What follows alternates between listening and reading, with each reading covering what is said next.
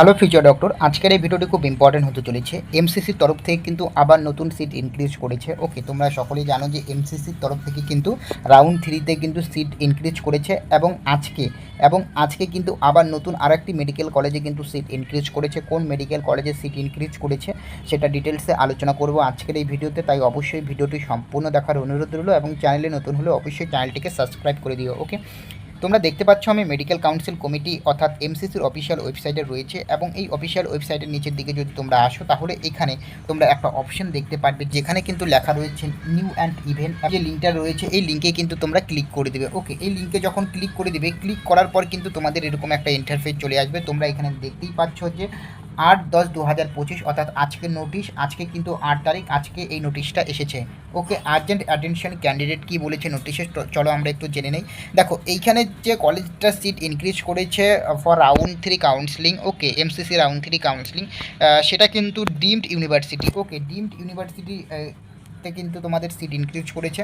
দেখো এখানে যে ইনস্টিটিউটটার নাম দিয়ে দিয়েছে DY Patil university school of medicine. Okay, এই কলেজটাতে তোমাদের কিন্তু এই ইউনিভার্সিটিতে কিন্তু তোমাদের সিট ইনক্রিজ করেছে। কোর্স হচ্ছে MBBS, এটা হচ্ছে ইনস্টিটিউট কোড।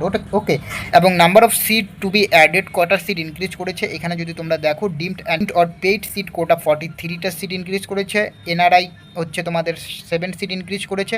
ওকে, তাহলে তোমাদের এখানে কিন্তু টোটাল 50টা সিট কিন্তু ইনক্রিজ করেছে। ওকে, তাহলে এখানে কি হলো, DY Patel university school of medicine এখানে কিন্তু 50টা সিট ইনক্রিজ করেছে। ওকে, এবং এর পাশাপাশি কিন্তু তোমাদের আরও মেডিকেল কলেজগুলিতে সিট ইনক্রিজ করেছে, যেটা হচ্ছে গুরু গোবিন্দ সিং মেডিকেল কলেজ। এই কলেজটাতে কিন্তু তোমাদের সিট ইনক্রিজ করেছে, যেটা কিন্তু পাঞ্জাবে অবস্থিত। এটা হচ্ছে ইনস্টিটিউট কোর্স হচ্ছে MBBS। এখানে তোমরা যদি দেখো টোটাল কিন্তু 8 all India quota seat increase করেছে, যেখানে কিন্তু ইউআর ক্যান্ডিডেট 3টা সিট, ওবিসির জন্য 2টো সিট, এসসির জন্য 2টো সিট এবং ইডাব্লিউএসদের জন্য কিন্তু 1টা সিট কিন্তু ইনক্রিজ করেছে, যেটা হচ্ছে পাঞ্জাবে যে মেডিকেল কলেজটি অবস্থিত। ওকে, এবং এর পাশাপাশি আরও সিট ইনক্রিজ করেছে। তোমরা যদি এখানে দেখো এই যে কারেন্ট ইভেন্টে যদি আসো তাহলে এখানে নোটিশ ফর অ্যাডিশনাল যদি ক্লিক করো, এখানে যদি তোমরা দেখতে পারো এই নিউলি অ্যাডেড সিট রাউন্ড 2। ওকে, এখানেও কিন্তু সিট ইনক্রিজ করেছে। এখানে বেশিরভাগ তোমাদের ইএসআইসি যে মেডিকেল কলেজ অ্যান্ড হসপিটালগুলি রয়েছে সেই মেডিকেল কলেজগুলিতে কিন্তু সিট ইনক্রিজ করেছে।